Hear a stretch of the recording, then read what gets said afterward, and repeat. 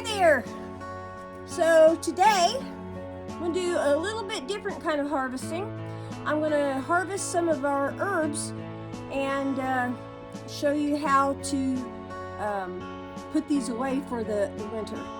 The first thing I have here is sage. A lot of people know you can use sage in your cooking to kind of bring out the aromas and things like that. But sage can also have medicinal value. You can turn it into an essential oil and use it to help open up your breathing, so you got a cold or something like that. It can be used that way, put into like a cool mist diffuser or something in that sort. It can also be used within some food. Use some of your essential oil in the food to help with your digestion. These are all things that you can read up on. So I'm clipping off some of the leaves here, and the real cold weather is going to be coming soon, so I want to make sure that I'm getting plenty, and I'm putting it into my basket here, cutting it away. And for sage, there's people that say, hey, you can burn the sage to cleanse your house of if your house is haunted or something like that, or it's supposed to give you a better emotional feeling, that type of a thing. So however you want to use it. Another thing that I'm going to use is this right here. It's called calendula. Hopefully I'm pronouncing that correct. And you want the little flower, because on the bottom, this where the petals go, that's actually full of nutrients there. This can be good for creating like a salve. You have to read up on how to do it, but it can be made into a salve that actually speeds healing. You can put it on you. It's also supposed to be really good for moisturizing skin, that type of a thing. But you want to get the flowers when they're fairly newly bloomed out, because I guess the older ones, they start losing some of the necessary parts to it. So there's a couple different things here. Now I have not read up on parsley. So that's going to be my next read, is about parsley. So I know that you always see this on your steaks and things like that, but we'll see if parsley has some additional value. And I have another thing in here that I do need to read up on. Let me cut a piece here because you can't see it down in here. And I am not sure how to pronounce it. Marjoram, something like that. And I've got some of that growing. I know it's an herb, but I'll have to read up on it to see if it has any extra value on it. And let's see. I have leek growing, but I'm not quite ready to harvest it yet. So let's check out some more. Okay, I'm in another area here with some other herbs. This tall stuff here is basil. Now, unfortunately, some of the weather has gotten to some of my basil, but I'm going to be getting some of that. Basil is supposed to be really good for stomach health, and I really like to have basil in my food, especially like in my pastas and my pasta sauce and that type of thing. And here's a little bit of what basil looks like, and it gives off a real distinct smell. So I'll put that in my basket. Down here you can't see it too well, but this here is oregano. So I'm gonna have to go in and clean this, and I'll be drying it. And found out that basil is really good for an anti-inflammatory and can help out with your if you're having trouble with your lungs and bronchitis, you know, those types of things. And it's supposed to be really good for that. You create this into an oil, you diffuse it into an oil, and you can keep the oils usually up to around a year is what I've been hearing. The salves, if you turn things into a salve, then usually you can keep it longer than that.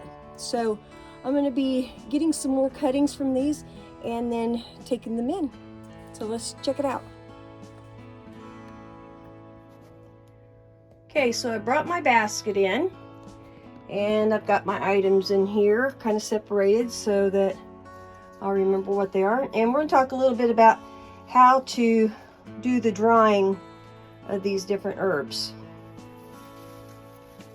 So let's take a look. So please excuse my mess. I am in my pantry, which has everything in it. One way of drying is having some kind of a rack where air can kind of flow in and out. And you do not have to do this, but I tend to put a paper towel down so things don't fall through. So here are some of my calendula flowers, and I can take those, turn those upside down on there, and I can dry those out that way. And I can actually place other things on there. Here's some basil, and I could dry it this way, but there are other ways of doing it. And I wanted you to be able to see that marjoram just a little bit better too. So he's got a little bit of leaves on that. And there's one other thing that I didn't show you outside because I don't have very much of it, and that is dill. Just like, looks like a sprig of weeds, but it's dill.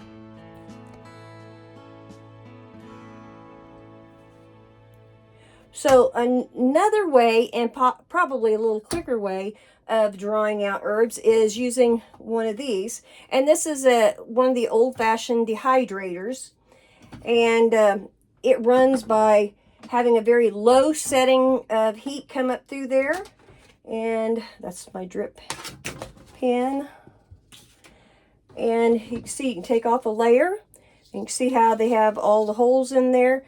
And then I'll be able to take, say, my leaves, for my sage leaves, and place those out on here where the air is going to get around all sides of them.